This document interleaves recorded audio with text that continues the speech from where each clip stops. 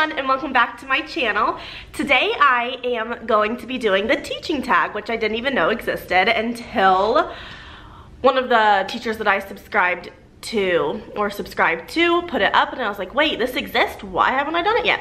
So I figured what better way to put up a video than do the teaching tag so that you guys can get to know a little bit more about me. So I hope that you enjoy this video. If I'm looking down at my phone, it's because I have all of the questions right here at my fingertips and I don't know them by heart, so I apologize for that. But yes, let's just go ahead and get right on into the video. All right, so the first question is, how long have you been teaching? What grades have you taught? Tell us a little bit about your background, education, internship, etc.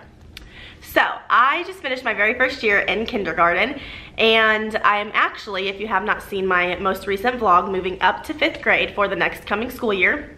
So that is super exciting. I'm really excited about that. And as far as like my background, I went to Franklin College and I majored in and I majored in L.Ed. with a minor in English as a new language. So that's kind of a little bit about my background. Throughout my time at Franklin, I've had experiences in 1st grade, 2nd grade, 3rd, 4th, 5th, and 6th. However, I did not have an experience in kindergarten, which is so ironic that that's the grade level that I ended up teaching for my first year, because it's actually the only one that I had not experienced yet. But yeah. So as far as student teaching goes, I student taught in a 3rd grade classroom and I loved it. 3rd grade is seriously like the best grade level ever for me. I am obsessed with it. I love the curriculum. I love the age level of the kiddos.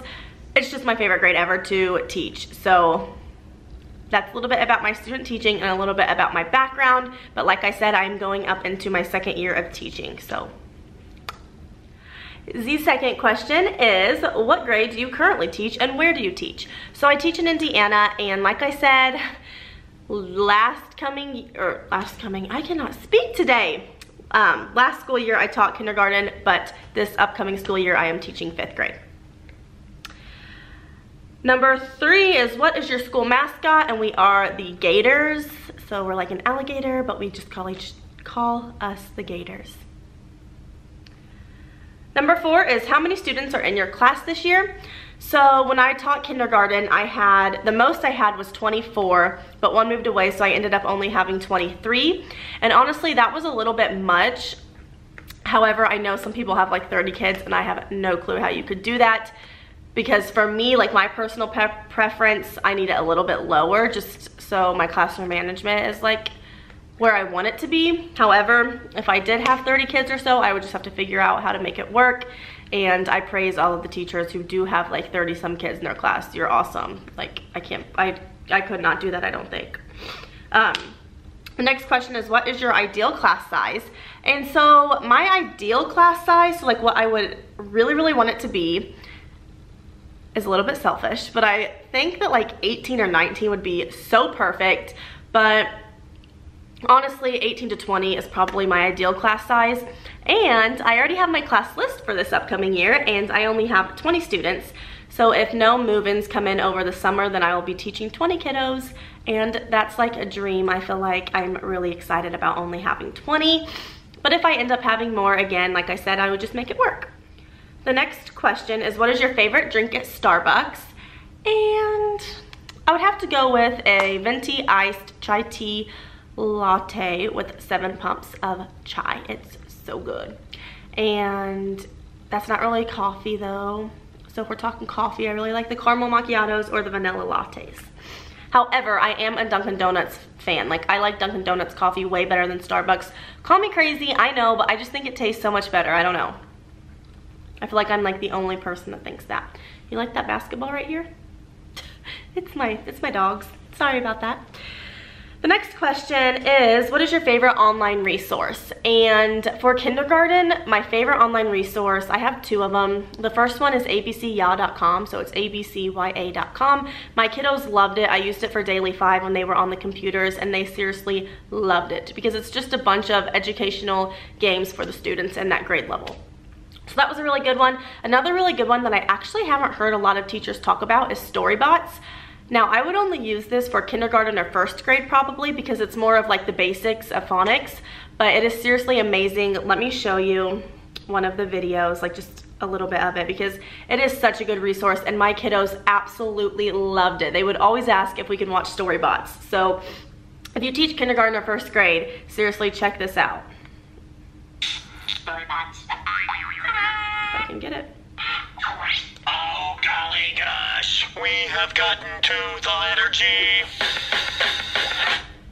Gimme G, gimme G, it's the letter for me. Gimme G, gimme G, good fun is guaranteed. Green beans and gravy, garnished with grapes. Yummy grapes.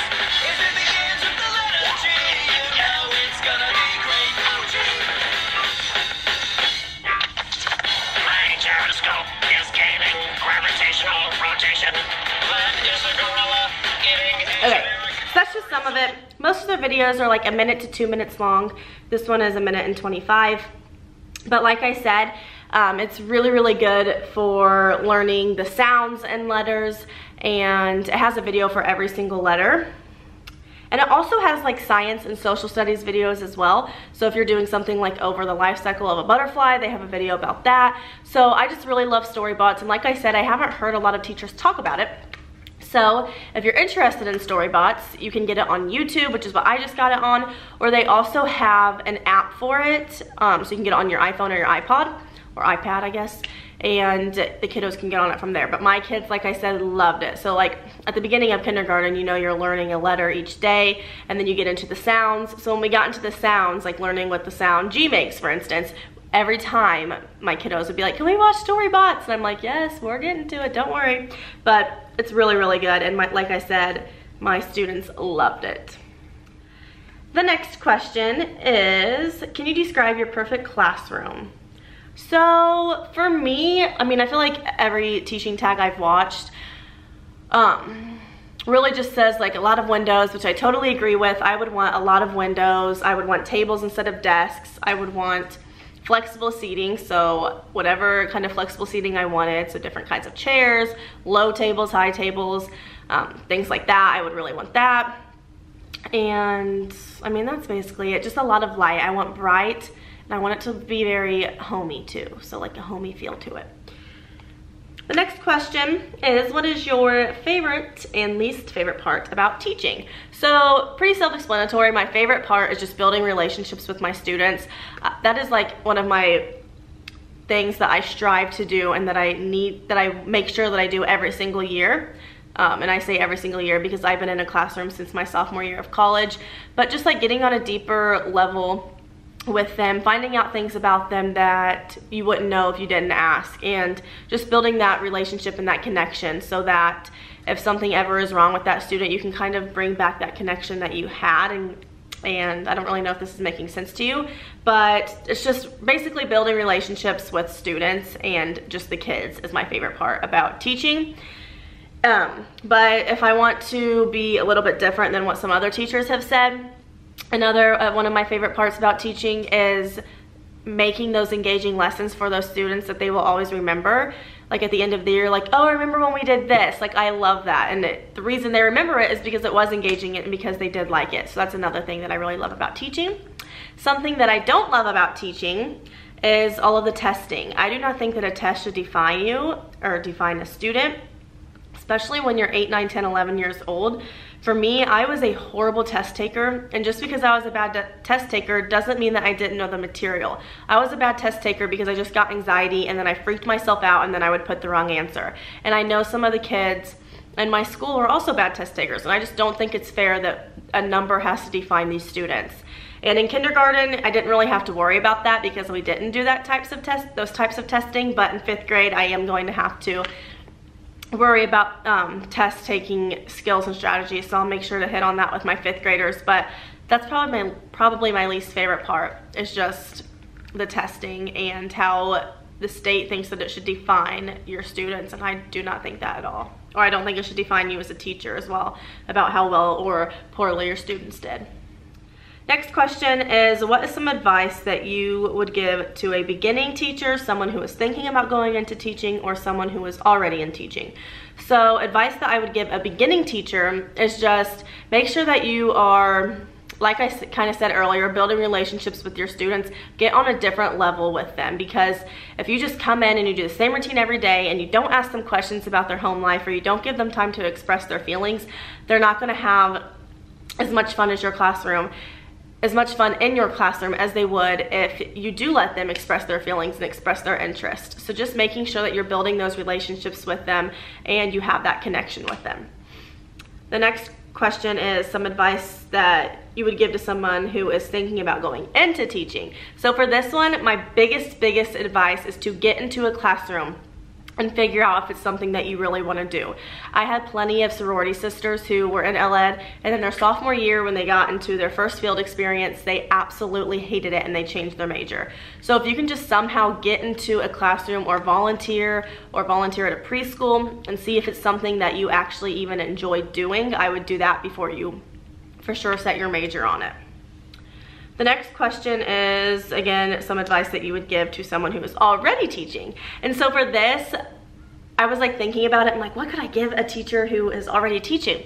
And I thought a very good one would be, don't get too comfortable. Don't think that you can't improve, because every teacher has room for improvement no matter how long you've been teaching. So if you've been teaching for 10, 15, 20 years, don't think that you know it all and that you can't get better. So there's always room for improvement. You can go to PD sessions, you can go to instructional rounds. So just make sure that you are always trying to improve yourself as a teacher no matter how long you have been teaching.